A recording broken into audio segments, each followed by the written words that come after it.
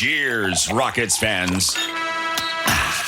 Welcome to The Locker Line, an exclusive podcast from the home of the Rockets. Whoa! Sports Talk 790. Rockets! The Locker Line is proudly served to you by Carbox Clutch City Lager. It is good! Oh, yeah? Red Nation, get ready. Get ready. The Locker Line starts now. Welcome aboard.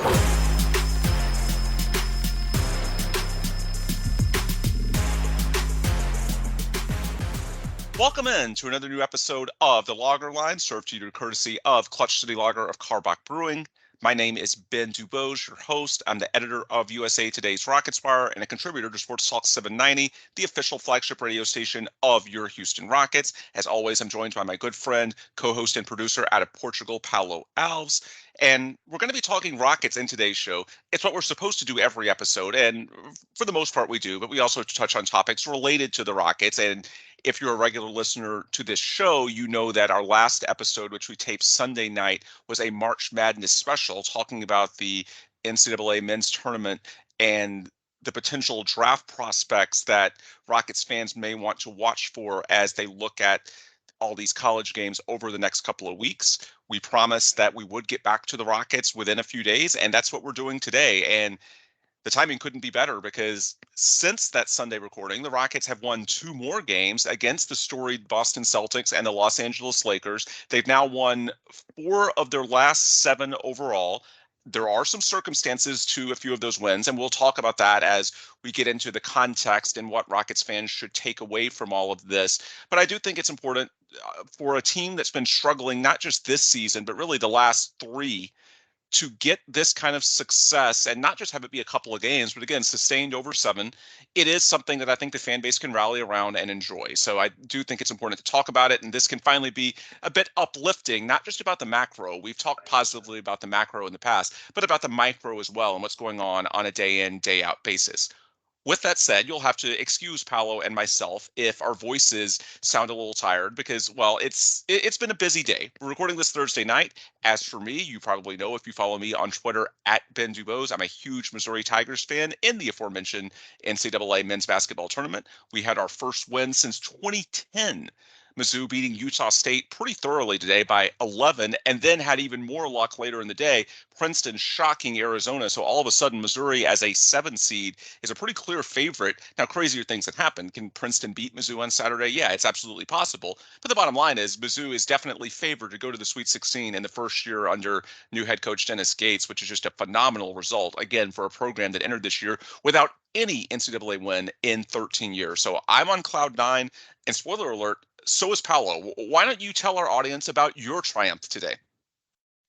Oh man, how am I gonna do this without going on a tangent about how this is a basketball podcast, but football actually produces the highest emotions? I'm not gonna go into it, but basically, what happened tonight in the football, European football, so what y'all call soccer, and I refuse to do that. What happened today was in the Europa League, which is the secondary division of the Champions League that everybody knows. The team I support in Portugal beat Arsenal, who many of you might be fans of, who is the current leader of the Premier League, which is, there's not really an equivalent to it, but it would be kind of like the Knicks before Tom Thibodeau beating the prime dynasty Golden State Warriors in a playoff series, something like that. Maybe even that, because basketball has a lot more variance, I'd say. But yeah, so basically that happened, and we knocked them out of European competition, which is just a really big deal. And not only that, the goal that we scored to take the game to penalties was like a screamer from the halfway line, like over the goalkeeper. And the game went to penalties. And if you're a football fan, you know that that's the ultimate like nervous breakdown that you'll ever have. And you're like basically screaming at the top of your lungs for every goal and every save, and there weren't a lot of saves. So my voice is a little worn out, but I'm happy. I'm excited. At least I'm coming in. With the adrenaline levels fairly high.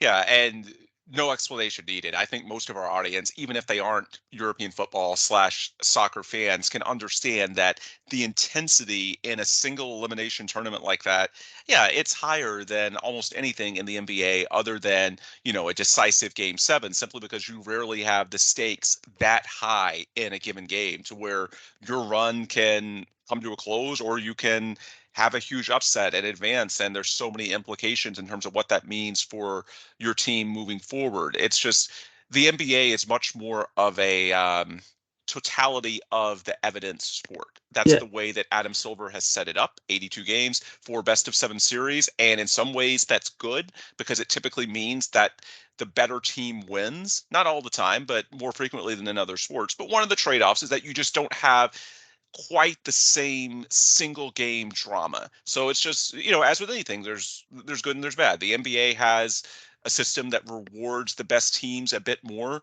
but single elimination football is just absolutely incredible. And the same goes for the American football playoffs. It's just very yeah.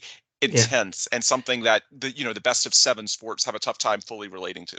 Just real quick before we move on to the NBA stuff, to me the biggest deal, even more than that, is the disparity that you can get in a football, especially in an European competition, of course. The disparity you can get because, for those not within context or not involved in this entire circuit, basically like the bench of Arsenal is worth as much as the entire team for Sporting, for example. So it produces these really David versus Goliath moments where a team is just so dramatically unfavored to win that when they do, it's so rare. It's like a huge deal. It's hard to produce that in the NBA because and I like the NBA system. I love the draft. I think that makes things a lot more competitive, but it does remove that little factor of a team being a massive favorite versus the other Hmm. because at the end of the day, there's only 30 teams and the league does Yeah. do have some processes to kind of even out talent. That's why we're here taking for Victor Wembanyama, and a Hmm. few years ago we had James Harden. So let's transition to the Rockets, who have been a lot more fun to watch in recent days. Certainly not game 7 intensity by any means. They are 17-52, the second worst record in the NBA as we're recording this Thursday night. But things have looked better, and that's important. You mentioned Victor Wembanyama. This is a season of hashtag pray for Victor, as Tillman Fertitta said. That has not changed. The Rockets are already eliminated from the playoffs. Nothing in the big picture has shifted. Yet there is some value, and we've talked about this in a few of our past episodes, in getting some short-term successes because of not just what it does for morale within the fan base. It's more fun to go to Toyota Center and watch these games, but also what it does for the locker room environment.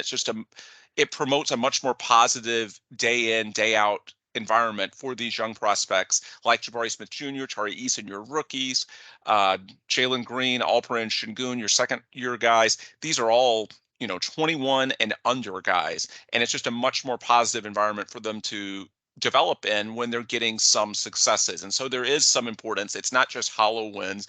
There is something to be said for this type of, I don't want to call it a streak because they still haven't won 3 games in a row at any point this year. As we're recording it, it's 2. Maybe by the time you're listening, they play New Orleans on Friday night. Perhaps it turns into a 3-game win streak. We'll have to wait and see. But regardless, 4 out of 7, it's a run of good form.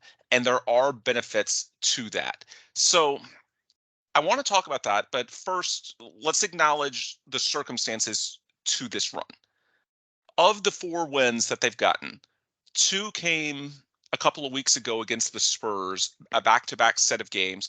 Number one, the Spurs are right up there with the Rockets and the Pistons, the 3 tanking teams, the worst records in the league. So those aren't good wins to begin with. And the Spurs also rested a couple of players on both ends of that back-to-back more than the Rockets did. So you could argue that those were a little underwhelming, although the Rockets didn't just win, they won huge in those games, I believe by a margin of 20 plus on average. So the Rockets won big, but again, there were some circumstances. And then the other night against the Lakers, Los Angeles was trying to win the game because they're right in the thick of the Western Conference playoff race right now, narrowly holding on to the 10th and final spot in the standings that would get them in the play-in tournament. But because it was night 2 of a road back-to-back, they held out Anthony Davis, and LeBron James was already out with an injury. So the Lakers, even if they're playing hard and incentivized to win, without LeBron and AD, at some point you just run out of talent when your two superstars are out. And I think that's what happened against the Rockets. And that's 3 of the 4 wins. The other one against the Boston Celtics with Jason Tatum and Jaylen Brown, that was a really good feel-good win.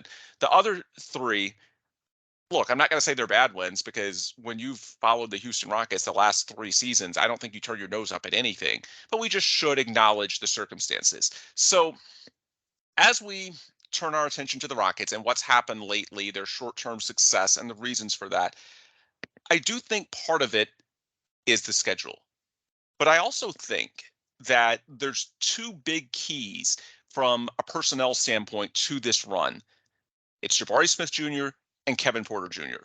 I'll start with KPJ, who had 27, 9, and 6 against the Lakers, made, I think, 11 of 16 shots, extremely efficient. And then the game before that against the Celtics, 13 assists to 1 turnover. Look, let's just be honest. I know that KPJ is a bit of a polarizing figure on Rockets social media amongst the fan base. But regardless of what you think of KPJ's game, is he the long-term point guard? If not, can they come up with a role that fits either at small forward or as a 6th man? One thing I think that even KPJ's biggest detractors will admit is that this team is awful when he is not out there. I think their win pace is like 11 for the season because there's just no one even close to being able to function as an NBA level point guard. The backup is Daishen Nix, who for the most part this year has been terrible. Ty Washington has had a few bright spots, but look, he's a late first round rookie. That's not going to go well. And then you're sliding over Jayshawn Tate, who's basically a power forward, to play a few minutes as your point guard. And that's obviously, 1, not his natural position. Number 2, he's 0 threat as a shooter. The point is, when KPJ isn't out there, it's not so much that KPJ is a wonderful point guard. It's more the drop off goes from whatever KPJ is to absolutely terrible in those games when he isn't out there. And so since he came back on March 1st, the Rockets are 4-4. And that first game, he was a bit limited, and that was the Grizzlies with Ja Morant. Since then, they're 4-3. I don't think that's a coincidence. And the ugliest stretch of this year was the 20 games that he was out. That's when things got really, really ugly. And again, I think that's just roster composition. There's no one that can do what Kevin Porter Jr. does on this particular team. So I think his return has helped a lot. And beyond that, give him his flowers. He's played well. It's a small sample, but 13 assists to 1 turnover. And then to follow it up with 27, 9, and 6, a bit more aggressive against the Lakers, and landed the plane, got the Rockets to the finish line in another win. Yeah, kudos to Kevin. I think there's a long way to go in terms of determining whether he can be a long-term fit. But look, he's just 22 years old. When he plays well, let's give him credit for that. And that's a big part of why they've turned around. The other part of the equation that's even more fun because of where he fits in the bigger picture, Jabari Smith Jr. Look, this is the number 3 overall pick from last year's draft. This is right after Jalen Green, the second most important asset in your entire organization right now, at least amongst players on the current roster. Now, we'll see what happens in terms of the 2023 draft lottery. But right now, Jalen is the only guy, and that's arguably the number 2 pick from 2021, that's more important to your future than Jabari, the number 3 pick from 2022. And we've talked about it before. His rookie season has been a bit underwhelming, just simply because the shooting has not been there. But over the last 7 games, the stretch we're talking about, he's averaging just below 19 points and 8 rebounds per game on 54% shooting and 49% from 3-point range. You can see the confidence growing by the game. And I do think that with KPJ and Jabari picking things up, the Rockets have gotten better defensively, but I honestly don't think they're doing that much differently on the defensive end of the floor other than their effort. Their focus is better. And I think that's one of the things that ties in with the day in, day out environment. When you go into games not expecting to lose, to me, a lot of what's been wrong for them defensively, they have rebounded well, but in terms of the lapses they have, a lot of it just comes down to the rot of losing, as we talked about before. I think right now you can see them playing with more confidence, and when they get better results on offense and more shots go in, then they pick up their effort and their focus on defense as well, and there's fewer lapses. Now, it also helps that they're playing weaker opponents, except for Boston. Let's acknowledge that. But I think defensively, honestly, while they have improved, I think it's largely a product of just the offense being better, more shots going in, and just the day-to-day environment. This is the kind of thing that picks up once you start having more, functionality. The Rockets actually look like a functional NBA team right now. And so to me, KPJ and Jabari are the big stories. And Jabari, we talked about it in the past. There's a case for real optimism with his future because honestly, there's been a lot of things as a rookie that he's done better than I expected. For example, he played the 5 for a game against Boston when Şengün was out with a groin injury. I thought he looked really good, and that allowed the Rockets to switch everything in that game, and it simplified the scheme. Now, that's just one game out of 7, but I do think they looked pretty good, and that was the most impressive win. And that's something that Jabari's done when he's played the 5. He's done it capably. And he's done lots of little things throughout the year better than I expected. He's been a bit stronger physically than I anticipated. He's still light, but he's got some resistance around the rim. He can contest without fouling. It's just all the positives have been offset by the fact that the one thing he was supposed to do well, shoot, he hasn't. And so if he doesn't shoot well, then he just doesn't have the athleticism, the quick twitch. His player archetype just depends so much on shooting that when that's not there, the other skills just aren't going to make him good. But all of a sudden now the shooting is coming around, you're seeing all these other things that are actually a bit better than advertised when the Rockets drafted him. And now all of a sudden to me, it looks like, hey, if this shooting can hold or anything close to it, I mean, 54% overall, 49% from 3 is a bit extreme. But even if he just gets back to, let's say, mid to upper 30s from 3 and say 45% overall, that is a really intriguing piece with his length, his versatility, his high IQ. And that's something that even if it costs the Rockets a slight bit in terms of, I guess, their draft floor, we'll get into that. To me, it's worth it. You're not just winning games solely because of the schedule. That's part of it. But you're also winning games because Jabari Smith Jr. is playing like the guy that you were really excited when the Rockets got him unexpectedly at the number 3 pick out of Auburn. And so to me, that's the consolation, regardless of the schedule, regardless of the draft impact. If you're winning games in large part because Jabari looks really functional, to me, that's worth it. Yeah, man. I think the last few games, I've been debating internally whether to be happy for the wins or sad because we're losing draft odds. I think overall, it's as usual somewhere in the middle. I saw some people that were overreacting a little bit to the 2 wins against the Spurs, talking about outmaneuvering and whatever. Listen, ultimately, I thought back then, and I still think, and it's been proven right, that these teams are going to win more games throughout until the end of the season. And I also think that, or I don't think I know that the Spurs were already 2 wins ahead of the Rockets, and so them or 3 wins ahead of the Rockets, and so after the Rockets beating them twice, they were still one game behind, which basically means that the Rockets control their own future when it comes to the potentially tanking or sitting players in order to lose games. Right now, that's not the case anymore. They can still control it to the extent of they can force a coin flip for the floor scenario, which is what happens when the 2 teams are tied in the record wise. What happens is they coin flip for the floor scenario, and the averages, or not the average, the percentages for the odds at each pick get evened out. Yeah.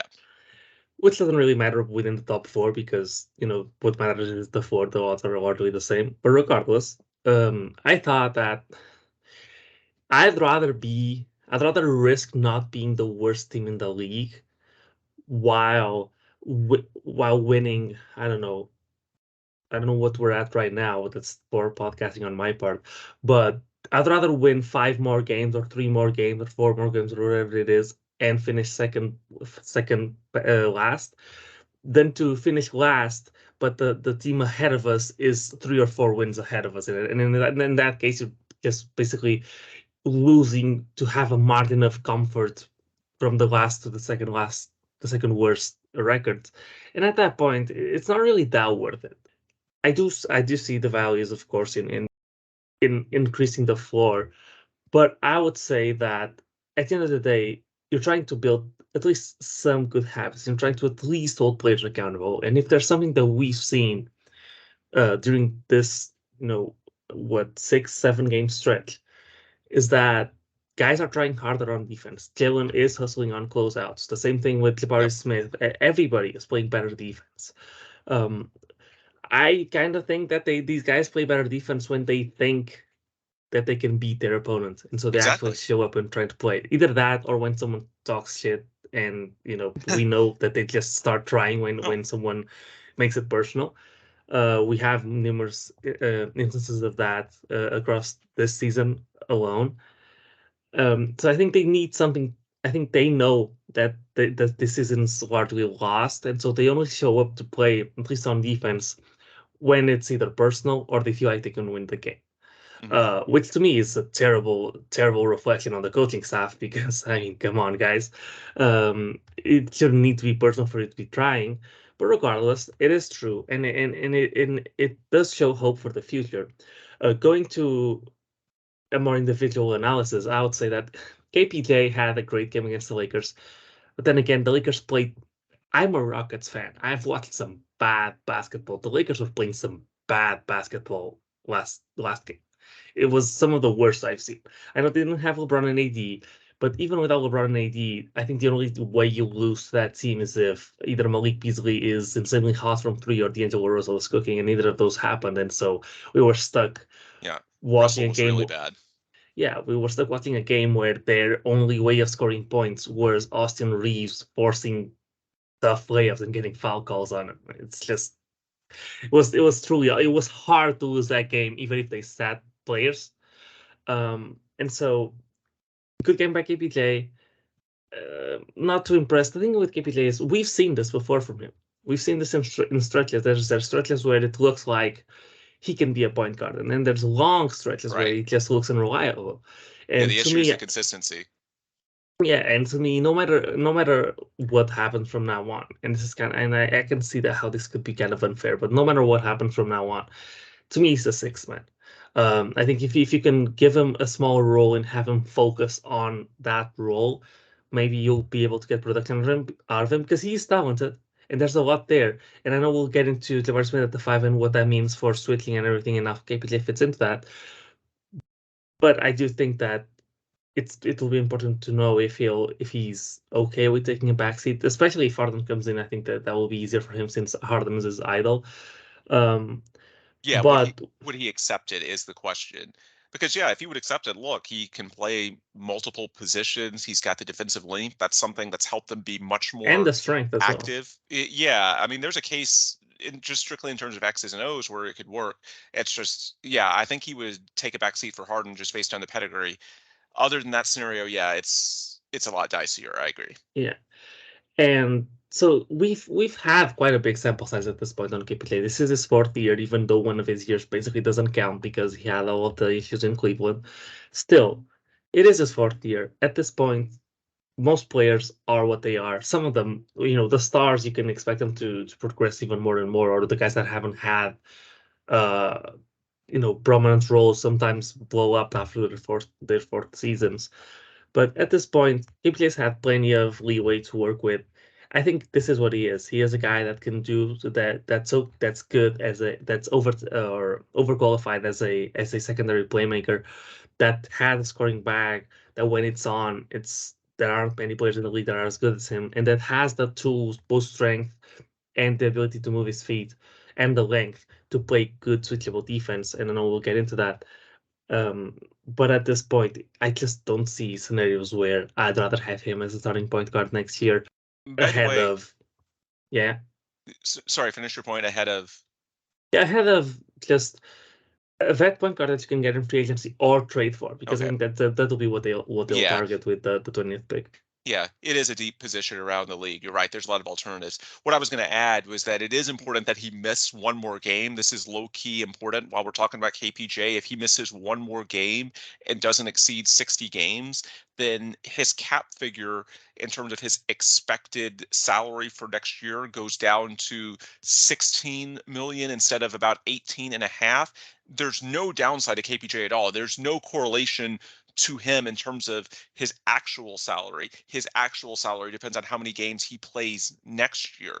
But if he misses one more game, the expected figure, which is what's on the Rockets salary cap books this summer, and also his figure in trades around the league, goes down to 16. So basically, there's no downside to KPJ, and there's a ton of upside to the Rockets and basically any team that wants to employ him if he misses one more game out of these last 12. I strongly suspect he will. I think the front office, led by Rafael Stone, zone is very aware of these factors, but just something to sort of keep your eyes peeled for. My guess is, one of these back-to-backs, and we know he's had some nagging injuries. He had to get some stitches yesterday, but he's also had issues with his knee and his toe.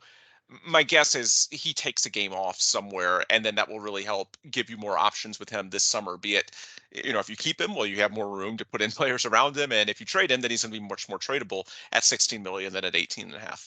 I mean, not much more tradable, but a little bit more. Yeah, and if you're using cap space, that can be the difference. Sure. Especially if you bring in Harden. I was running some scenarios. If you bring in Harden and plus Harden, you want to bring in just straight out of cap space. You want to bring in another player that's around MLE level. Those 2.5 million are the difference between being able to offer above MLE money and just MLE money, which for a team as bad as the Rockets are, may make the difference because any team in the league can offer the MLE, the mid-level exception. Right. Sorry, in case that wasn't clear enough. Having those extra 2.5 million to add on top of the first year, which also scales with the raises further into the contract, can be a big deal if you're in the fight for a player, because a lot of the guys that you can get for MLE money,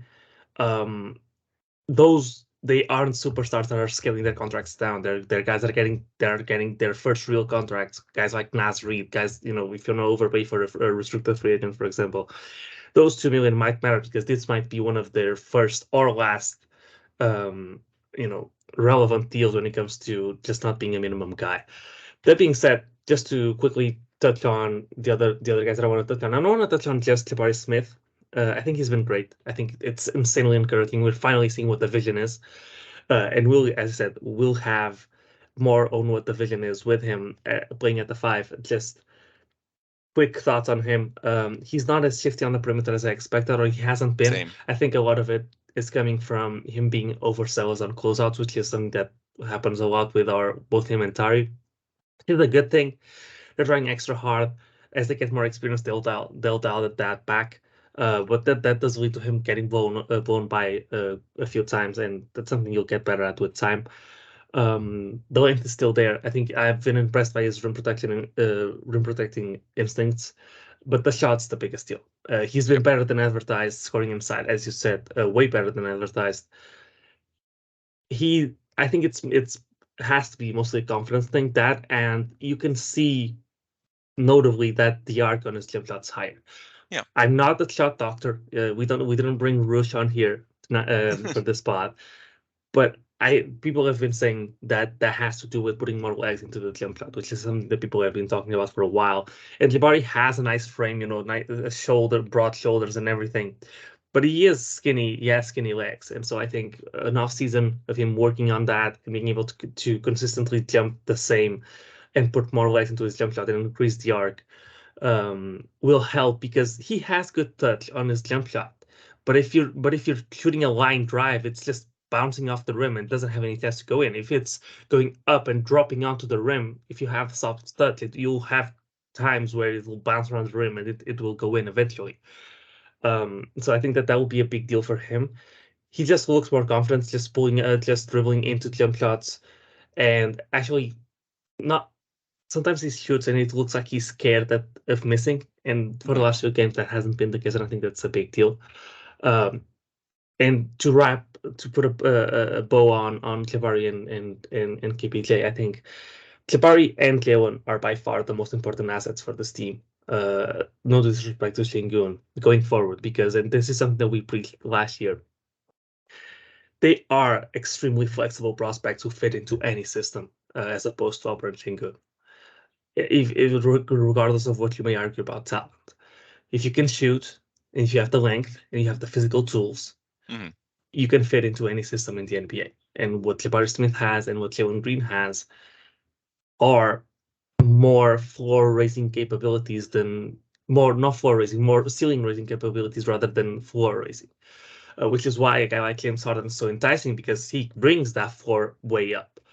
And so to me, it's really encouraging to see Jabari pan out in this way, and hopefully he continues, and Jalen Green as well, because those are guys that if you have them available, you're so if they pan out, you're so flexible in team building. You can build basically any team. You can fit any type of star into the system, and it will still work. And so to me, it's especially big. It's not just that our number 3 pick's panning out, it's that our number 3 pick is so key towards what we're trying to do this summer, because we need to know as soon as possible what we have in them to decide how we build this team. And this summer's going to be a lot of big decisions. Two other quick guys that I want to touch on. Josh Christopher, since he came back, he was playing spot minutes, 2-3 minutes at the end of the bench. And then eventually he came back, and for the last, I can give you the last 28 games, he's actually played consistently 15 minutes a game. He is shooting 49% from the field. A lot of those are middies in layups that he's gotten a lot better at and finishing through contact. 32% from three, 56% from shooting overall. Not a lot of volume, of course. He is a backup shooting guard right now, but it is encouraging that he is slowly picking it up, and he brings something to this team that not a lot of players have, which is the ability to drive there and score through contact. Will he be here next year? Will he have a rotation spot? Sad to say, probably not, but it is encouraging that he's playing better, even if nothing else, for a team can look at these stats and think, hey, this guy is getting a chance. Perhaps if I'm starting my rebuild, or if I'm selling off players to start a rebuild, which is what the Rockets will be looking to do the opposite of, maybe this is a guy I can give a bigger role, and maybe he'll flourish there, and I can see some potential. The other thing is, and I think we cannot go without talking about Usman Garuba, and I'll use this as a segue to talk about the second point of this podcast. Usman Garuba on defense has always been good, and he looks even shiftier this year, and he can guard the perimeter way better than you'd expect when you see him move on offense. He has a lot of body control, even if it looks a little goofy at times. He puts up good contests. He plays good defense. He is probably our strongest post defender right now. Better than Jabari, better than Tari, better than Chengun for sure. Agree. So he is the switchable defender. People already knew that this was his archetype part of the draft, and that has panned out, I think, tremendously. What was kind of unexpected that has panned out tremendously is his shooting. It started off as a meme. He was 8 for 8, and then it was 9 for 9, and it was like shooting 100% from three. But over time, the sample has increased, and he's been shooting it more and more willingly. And he is holding a 54% 3-point percentage for the season, and he's getting more and more shots up. We're getting to a point where we've got to start considering Usman Garuba a serious prospect for this team. Not only because it was a late first round pick, so his salary will be low, and if you can include him in the rotation, that's a bargain, just from a value perspective alone. But also because he is if you can become a 6'8" version of PJ Tucker, which is not hard to do offensively. He is 2 inches taller than PJ Tucker is. He is a lot lengthier. I think he has a 7'2" wingspan. He has a lot more, I call them, it's not soft skills, but the just being good at playing basketball in general, just the passing out of the short roll, those types of things. He's not he's not a good pick and roll partner right now. But if he can become a switch 5 off the bench that can knock down a 3 on offense, so he doesn't have to be the pick and roll man, he becomes a very useful player. And he's been playing great. And to transition into what I said, we were so going to talk about Jabari Smith playing the 5. If you're running a scheme, or if your starter is Jabari Smith at the 5 come next year for whatever reason, Usman Garuba can be the perfect backup to that, because he can switch just as well. Perhaps even better at this point, since Jabari Smith is a little bit more raw. And if this 54% from 3 can, I'll take it can come down a whole bunch. If it is 35% from 3, that's a very valuable NBA player, and a guy that looked like one of those guys on a rebuild that just ends up not panning out is panning out. And I think at this point, you can't go into this offseason without considering Usman Garuba as one of your options, especially if you're planning on making Jabari a 5 full-time. Yeah. We'll get into that. You can't go into this offseason and disregard Usman Garuba. He isn't playing a lot still just backup minutes, especially, and thank God that Bruno Fernando is gone, so he can get more consistent minutes. But this is a very valuable NBA player. If this guy were a free agent, if Usman Garuba were a free agent next offseason, this would be the type of guy that would be targeting. We have him in-house, so let's take into consideration that he's balling out and that he can be a valuable piece in the rotation next year. Yeah, and Garuba gives you a lot more options as you build out your roster. The scenario with Jabari at the 5, where we're going to talk about that in a few minutes.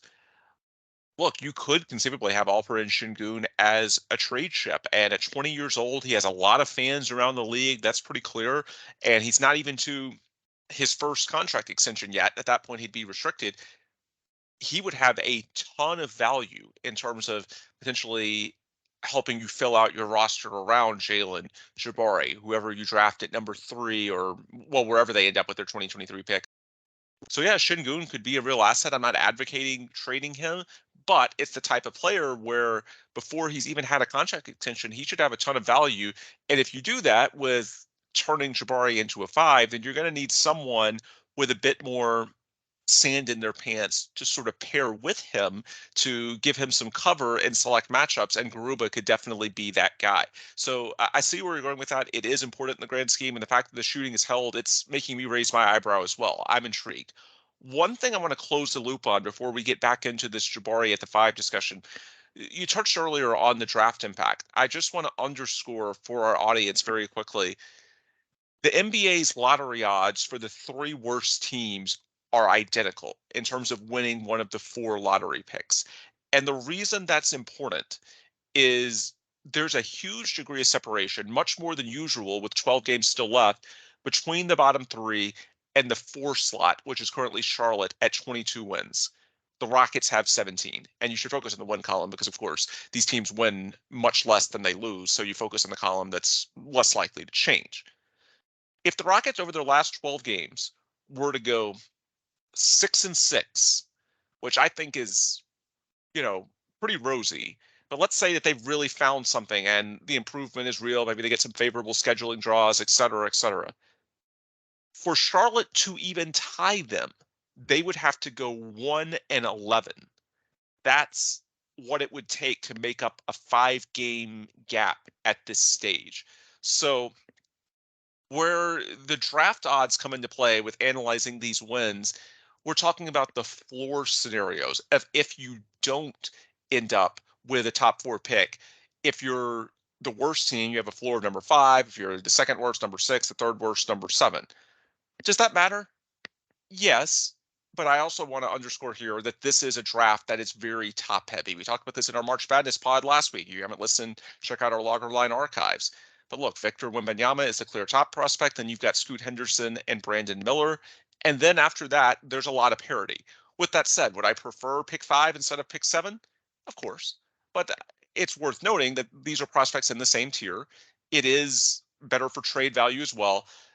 It's just not quite as dramatic, the stakes. That's what I'm trying to get at here, as say the last couple of years when there was much more volatility within the first 4 or 5 slots. There's such a high degree of separation between the bottom 3, Detroit, Houston, and San Antonio, and everyone else, that Houston at this point is almost certainly baked into having maximum lottery odds. And so whether you have pick 5 or pick 7, hypothetically, not going to say it's nothing, but it's just not huge. This is not the Texans going into Indianapolis having full control of number 1 pick, but then they lose that if they win the game, which somehow they did. The stakes are not that high. So I just want to, underscore that for our audience. Although one of the more interesting scenarios, Paolo, if you're the 3rd worst team, let's say ultimately the Rockets end up passing San Antonio and they're the 3rd worst. The only way you could fall to number 7 is if none of those 3 teams, Detroit, Houston, and San Antonio, win any of the 4 lottery picks, which is pretty improbable. But in this scenario, someone would be, or multiple teams would be jumping from way back to get Wemby, Scoot, and Brandon Miller. I guess in terms of whether that's good or bad for the Rockets, it probably depends on, is it an Eastern Conference team or a Western Conference team? But it's just interesting to think about, because the only way that that floor scenario comes into play in terms of, especially like the more dire of falling to number 7, is if the other max odds teams are also not getting a lottery pick. Because if they're in the top 4, then, if one of those is in the top 4, you can't fall below 6 because it's by record after those top four. And then if both are in the lottery, you can't fall below 5 because you then have the worst. So it would be a pretty crazy draft. That's certainly possible. And in terms of whether it's good or bad for the Rockets, I think it depends on, is it East or West? But yeah, it's just worth noting that in this scenario where you fear, this gets tossed on Twitter all the time, oh, they'll fall to number 7. If that's the case, it won't be the Spurs or Pistons getting guys like Wemby or Scoot. It'll be somebody, completely off the radar, which would sort of make for a lot of chaos in terms of the NBA market and what the future looks like. That'll be for a different episode. We're going to talk, micro today. We'll save Wemby and Scoot for later. As promised, we'll have more of that as we get closer to the offseason, now less than a month away. To circle back to the day-to-day, you hit on this already as far as Jabari having more viability at the 5 than many of us thought. He's listed at 6'11", 213. Of course, he can put on more bulk. He doesn't want to do it too quickly because, of course, you don't want to just eat a bunch of Big Macs. No, you want to do it steadily so that you can keep I do. What? Well, okay, yeah, it's fun, but to maximize athleticism, yeah, it's sort of like Clint Capella. That's the archetype. You want to do it slowly and methodically. And even with that, there was at one point where Clint got a little too heavy, I think, towards the end of his Rockets career, and they might have done it a bit too much. So it's just very, very delicate with the process. But the point is, yeah, even now, 6'11", 213, and who knows, he's still 19 years old. Maybe he can get to 7 feet or 7'1". That's conceivable at his age.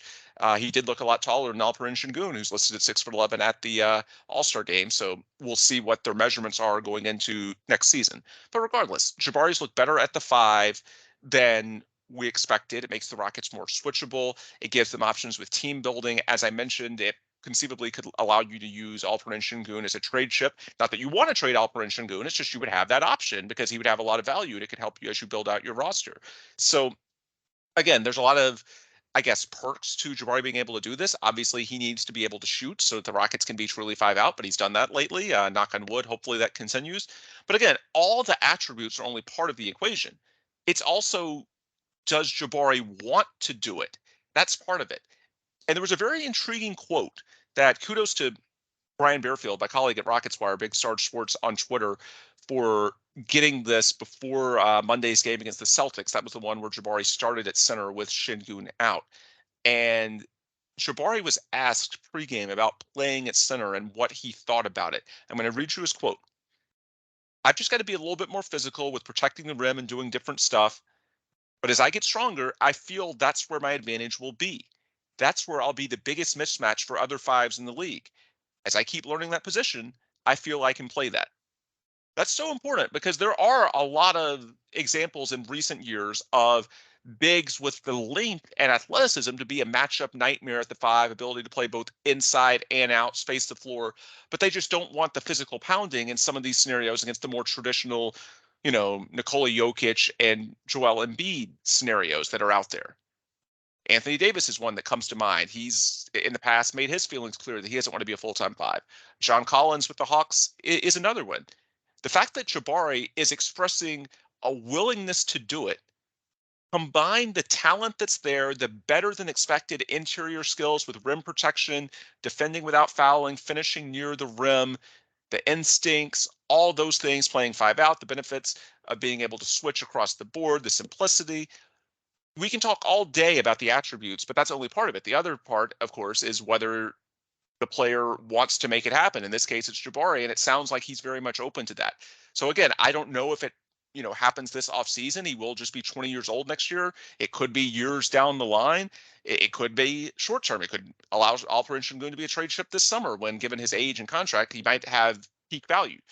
There's lots of different ways that it could go. But my outlook on this, between both the skills that you talked about earlier and Jabari making it clear that he is open to that, to me, it's just really huge for you in terms of team building because it just gives you so many more options, both this summer and beyond, as you're filling out your roster. To me, the skills are evident. We've been talking about that for a while, but now to see that paired with a willingness to do it, to hear that he's open-minded, that's really, really intriguing. And it has me as high as I've been yet on Jabari Smith Jr. being a huge part of this future here in Houston. Yeah, and I think it's interesting that he answered it, and that he had the answer already, and that he embraces it. Because, as I said, when it comes to role players in the league, not that Jabari would be a role player. I think if he can play at the 5, that's one of the star impact level things that scenarios that can come out of it. But usually you're adapting a guy that has a skill set into a position where his skill set's more valuable, but he'll be lacking to some extent on some things. I made the argument earlier in the offseason that a 3-and-D wing, right? There's guys that can't shoot or can kind of shoot but are really good defenders, and guys that can really shoot but are kind of mad defenders. Jabari has the potential to be a really good shooter, really good defender, and this is the difference. You got to combine that with the talent, the physical skill set, and the willingness to do it. Because AD, as you said, he has maximum impact as a 5, but he wants to protect his body, and rightfully so. He's always injured, so he doesn't want to play the 5 full time. That's okay. But then you look at the flip side of the coin, a guy like Bam Adebayo. If Bam could shoot threes, which he can't, maybe he can, but it's not in a position to do it. There's a scenario where he doesn't want to play the 5, but he wants to play the 5, and he embraces that role. And there's very few 5s in the league that are switchable 1 through 5 that embrace that role. Bam's actually the only one, or he's the best one, but he's kind of the only one that I can think of off the top of my mind. Maybe Nick Claxton, but not quite to the same extent. And so now you're getting out of your center, and I think this comes a lot down to philosophy. A lot of people say that I hate Alberto Sengun, that I want him traded. It's not really that. It's that we're in a rebuild, right? And if I were, and I always provide analysis based on if I were the GM, what would I do? If I were the GM, I would strive to implement my vision of ideal basketball, because you only get to be GM once, or unless you're really good. And so my vision for what ideal basketball is a lot influenced by what Morey thought the ideal basketball is, which is you are able to switch 1 through 5, and everybody can shoot, everybody can defend, and you want length for that switchability, and then you have offensive talent to plug the gaps where you don't have, or those characteristics plug the gaps where you don't have the offensive talent, the shot creation. Both Jabari Smith Jr. and Jalen Green can fit into that. Their athleticism profiles and their ability to shoot, I think they both fit that profile. And so, to me, an ideal basketball team has a guy like Bam Adebayo, another principle is you can only have one non-shooter on the floor usually. If Jabari Smith can provide sort of the same archetype that Bam Adebayo can provide, while being able to shoot, and he won't be as good of a passer as Bam Adebayo is, so let's make no mistake about that. But he'll have pluses like the shooting that Bam doesn't have. But if you can bring that level of impact, you can build any team around them, and you can strive to achieve that vision of what ideal basketball looks like. One of my theories is that a guy like Sabonis and the Kings works right now because, to me, basketball is not being played as well as it was during the Rockets and the Warriors era. To me, that was peak basketball. To me, if you put any of the teams in the league right now against those teams, that get smashed, right? And I think there's some exceptions. I think there's players that break that mold and that can exploit those types of teams, the Joel Embiids of the world, for example.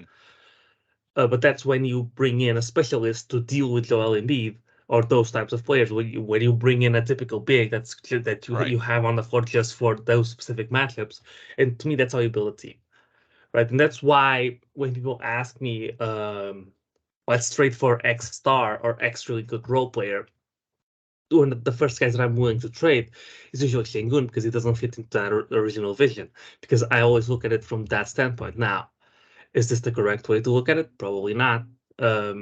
In a rebuild, most of the time, you're not going to be able to implement your perfect vision of an NBA team. And as you get into it, as you draft players, as you acquire talent, you should probably adjust your vision to the talent you have. But I think we're close enough to my vision, and I think to some extent it is also the front office's vision, I would say, because of how they feature, or in this case, lack of feature Sengun, and how Jabari Smith had that answer ready for it. Like, a lot of people projected Jabari Smith to eventually be able to play the 5.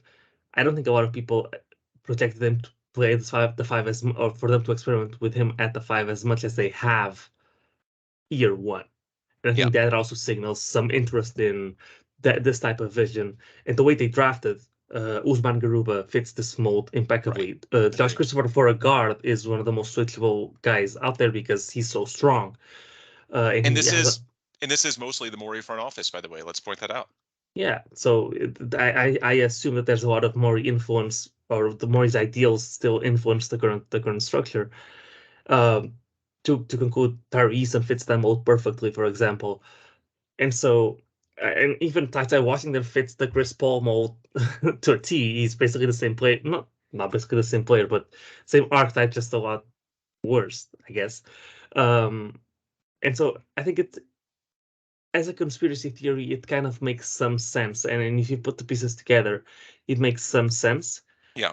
And to me, I'm happy about it because I think if it matches my vision of what ideal basketball looks like. And if you can, and this to put a bow on it, if Jabari Smith can become that player, he doesn't need shot creation to be a star. Bam Adebayo is a star with little to no shot creation. And Jabari Smith can provide similar value defensively while being a shooter instead of a plus playmaker like Bam is, then you're not only provide a very unique type of versatility to your team. There's no other Bam Adebayo in this league. Right. You also provide the shooting that Bam doesn't have, and that allows you to run other offensive schemes. Now, is this all flowers and all in a perfect world, right? There's also things that Jabari needs to get a lot better at. He needs to be better as a role man.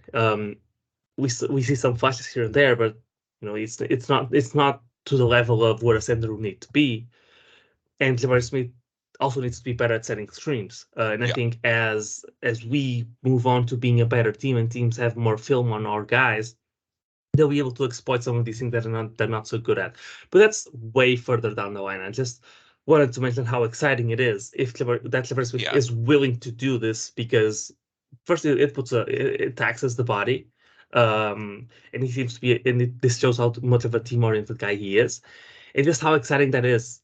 Especially one angle that I haven't mentioned, especially if James Harden's coming next season, because we know James Harden is switching schemes a lot better because he can deal with the bigs. He just can't quite deal with the quick guards, and so especially now at 34.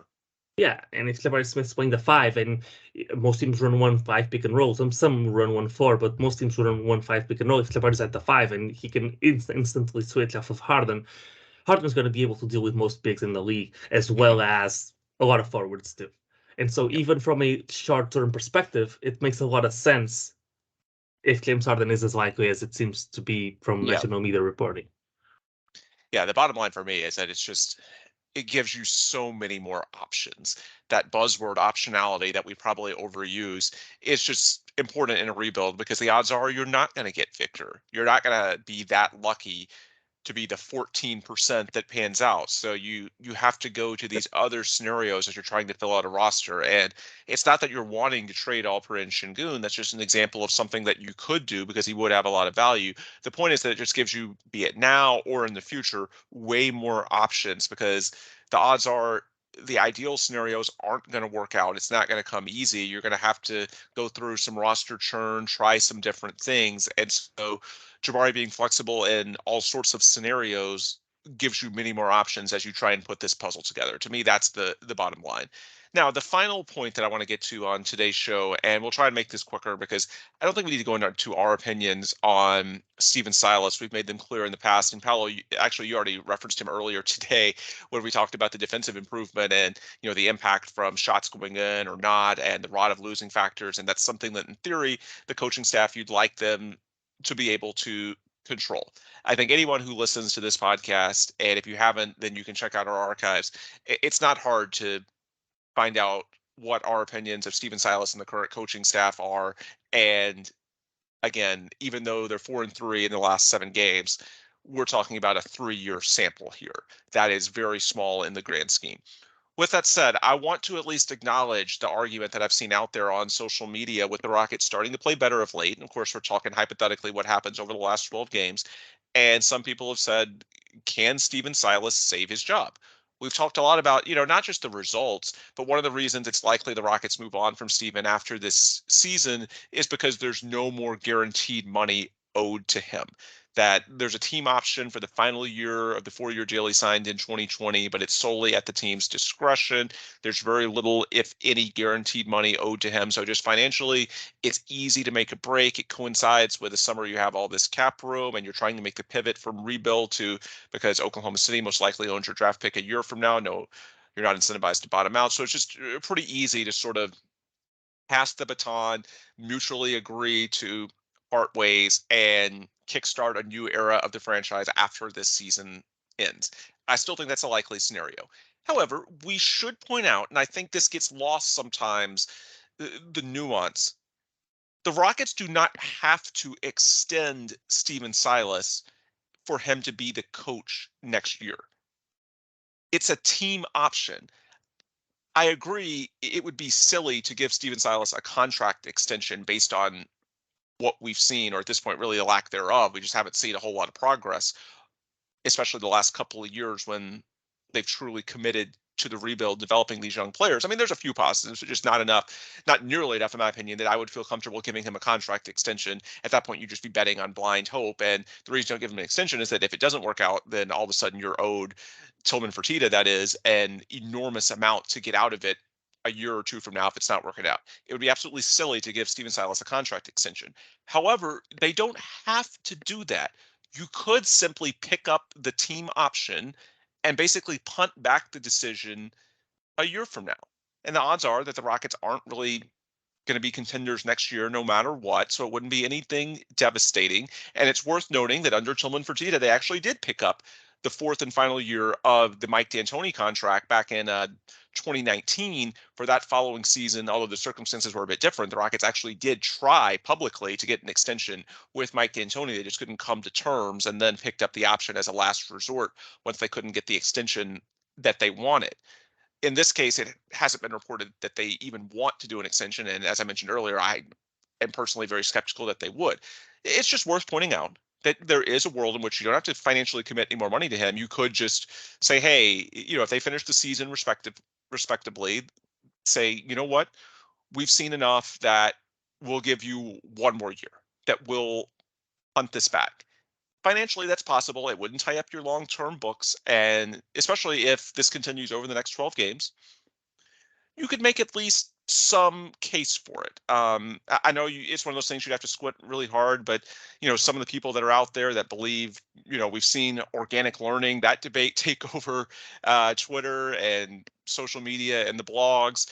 We've heard the stuff about, is the front office intervening? Those questions that are out there.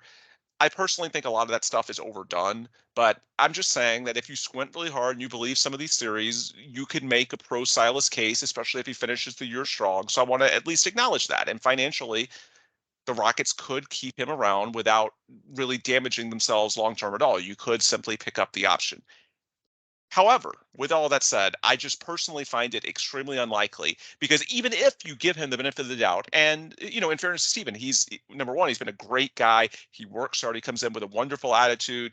He puts in so many hours into this job, completely respect him. He's great with the media, all those things. And even if you give him the benefit of the doubt on all these X's and O's issues across the board, and you think that he could be a better coach, could be a good coach in a better situation, even if you look at this through the most pro Silas lens possible, the problem in this case is that because of all the cap room this summer, you need to make your organization as attractive as possible to the market. And barring something crazy like the Suns when they finished that year 8-0 in the bubble, and that sort of turned heads, that, hey, guys like Devin Booker and DeAndre Ayton were ready, Chris Paul wanted to go there, and then they took the next step. Barring something insane, I just think that there's been so much damage already to the Rockets from a reputation standpoint. 3 straight years of this. We've seen the various leaks and reports that are out there. We've talked about them in the past, the Rockets culture, those things. Steven Silas has not proven to be a bad coach, but he's definitely not proven to be a good coach. And with all the other things hovering over this franchise, and the fact that you're going to need to spend this summer and be attractive, be viewed as attractive externally by these players and trade targets that you're going to go after, The easiest way to improve your perception and make it clear that you are going to do things differently starting next season is to have a proven coaching staff, the type of leader that someone can look to and say, this guy 100% knows what he's doing. You can't say for sure that Stephen Silas doesn't. You can't say that he's proven to be a failure, that he has no hope. No, there's absolutely a world where he could work out. The word is could. And to me, for this Rockets situation, even if you look at it through the most pro Silas lens possible, it's almost certainly too risky.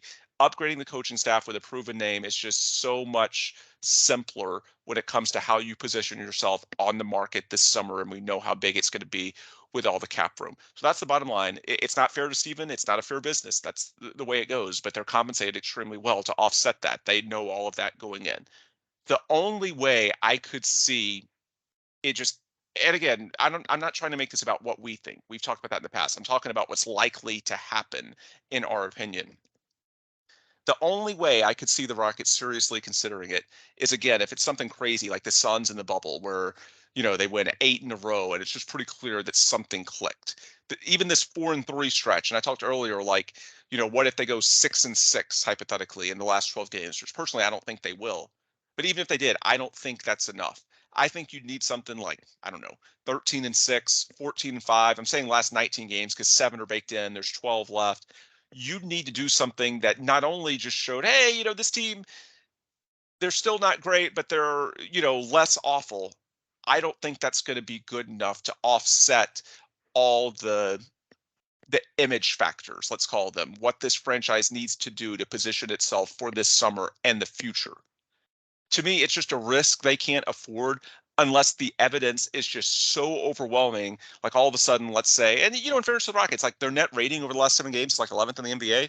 If somehow they finish the year with, 19 games, that's basically a quarter of the season. That's not an insignificant sample. If somehow they have like a borderline top 10 net rating and they win like 75% of their games, then yeah, you'd have to consider it at that point.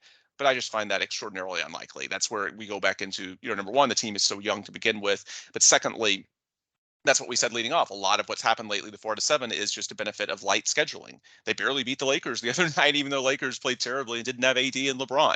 My guess is that, the Rockets finished the season maybe, 3-9, something like that over their last 12 games, and this resolves itself. So I guess the way I would frame the growing Silas narrative, could he get an extra year?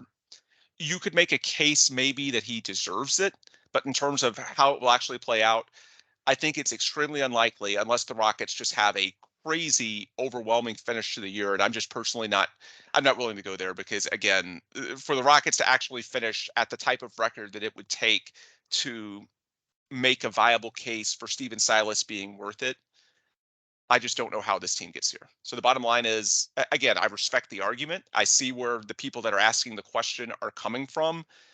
I just can't see it actually playing out that way in any sort of realistic scenario.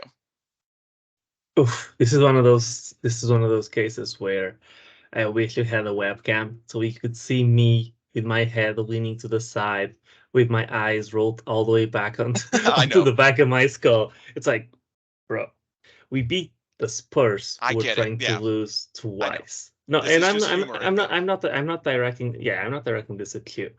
I'm directing this at the people who are actually saying this. We beat the Lakers barely, and they were awful. Like they were tanking team level awful without their best 2 players. We had one good win against the Celtics, where Stephen Silas, to his credit, coached fairly well. That does not erase 3 years of some of the most, let me filter my words, some of the worst decisions I've ever seen out of a head coach, and some of the worst answers to questions that I've ever seen out of a head coach. It's like whenever he talks, he just digs a bigger hole. But I'm not going to get into why Stephen Silas is bad. I do think he's bad. I don't think he warrants an extra year. I will make a more objective point, regardless of my opinion. You talked about how, in order to get players, selling them on a new culture and a new head coach and a fresh start, it would be important to get them. My other 2 points is it's a pretty good coaching class coming up. Who knows what's going to happen with Nick Nurse? His situation with the Raptors seems to be reaching boiling point. Let me double check. They're playing tonight. Did they win? They did beat the Oklahoma City Thunder. They are currently the Yeah. 9th seed. Yep. Regardless, I think that there's a lot of people in Toronto who don't like him. He's not. He's a demanding type of guy. He's going to sour some relationships. That's the rumor around the league, anyways. Nick Nurse, Ime Udoka is not going to go another year without coaching unless news comes out that whatever happened to him in Boston was actually a lot worse than what was put out there. I don't even quite remember what it is that was put out there, but I remember wasn't great. Um, you've got Kenny Atkinson. How long is he going to wait until he gets another head coaching job? Quinn Snyder's already off the board, but he was another one. You got Frank Vogel out there still. There's a lot of good coaches out there, and there's not a lot of teams looking for a new coach. And I think that's a big deal. The Nets just committed Yeah. to Jack Vaughn, and so because of that, you're in a prime position to bring in a good coach. I agree. And that's point one. And point two is And they'll part have of the your money to. They'll have the money to because again, you don't owe anything to Steven, so there's nothing on your books. Yep.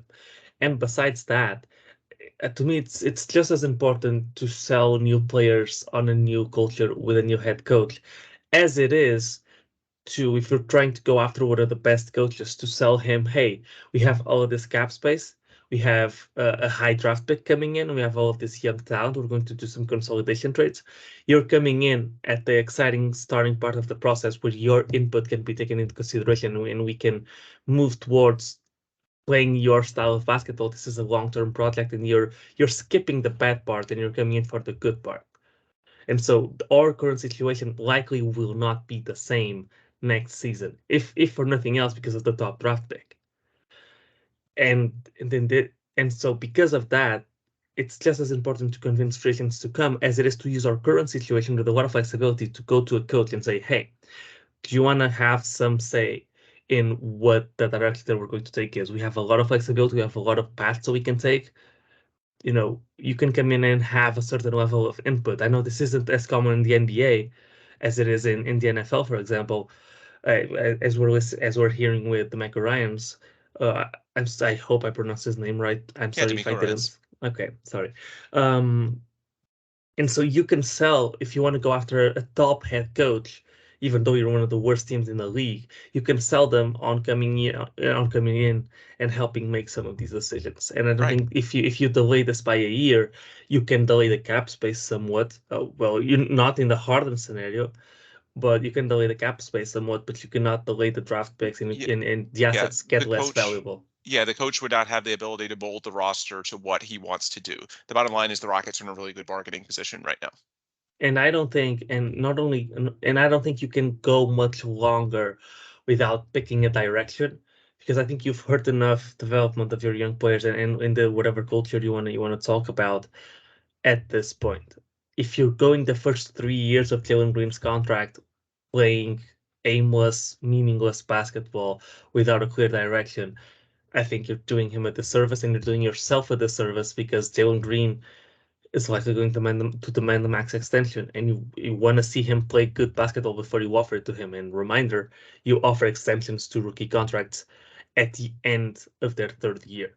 So you want to have some sample size of actually trying to play winning basketball. And Hmm. hey, crucify me if I'm wrong. I don't think Steven Stiles is the guy to bring meaningful basketball to this team. Fair enough. I just wanted to explore the argument because I've seen it out there. And again, the reason I think that as we're recording this in mid-March, there is enough of a sample still left. If somehow they went on a crazy run over these last 12 games and you pair it with these last 7, and all of a sudden, again, like you're winning 75% of your games over your last quarter of the season and you're in like top 10 in net rating, you'd be silly not to consider it. It's not as if Steven Silas has had a fair hand. There is a world in which circumstances are different and he could be a good NBA coach. I want to make that very clear in fairness to him. However, it's just so extraordinarily unlikely that I just find it a waste of time at this point because, again, as you mentioned, this is where having context to this run is important. It's significant in terms of the day-to-day environment, making it a more proactive place to go to work, to develop for these young guys. But look, they beat this tanking Spurs twice. and they barely held off a Lakers team that was awful and didn't have LeBron James and Anthony Davis.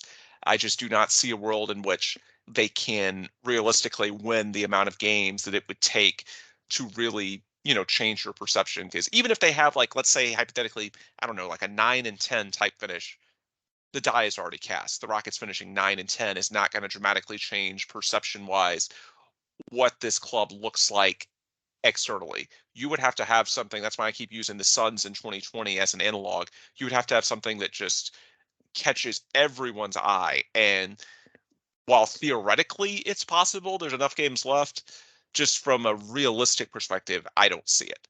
And so that's why, to me, I guess you can keep it in the very back of your mind if you want, but I personally find it very, very unlikely, and it's probably not worth your breath right now because, we'll see what happens this weekend. The Rockets have a couple of games against the Pelicans, who they're without Zion. I know they're struggling, but they have Brandon Ingram, CJ McCollum. They're incentivized because they're in the mix for the final playoff spot.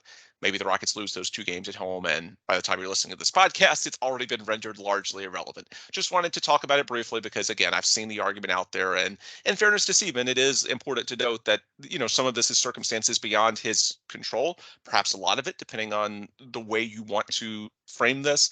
But the bottom line is it's not just about him. The organization has to look at the big picture and how it fits in with this offseason being both important to them in terms of what they're trying to do in the grand scheme, but also a unique opportunity in that you might be, as you mentioned, Paolo, in a really good negotiating, bargaining position with not just the money you can offer these guys, but also the control, and it could perhaps allow you to outkick your coverage a little bit with regards to what you could do otherwise in the coaching market. You might have some real opportunities. So even if it's not fair to Steven, the bottom line, that's the landscape. That's how the job goes. So my strong suspicion is that the Rockets will still be moving on after this season.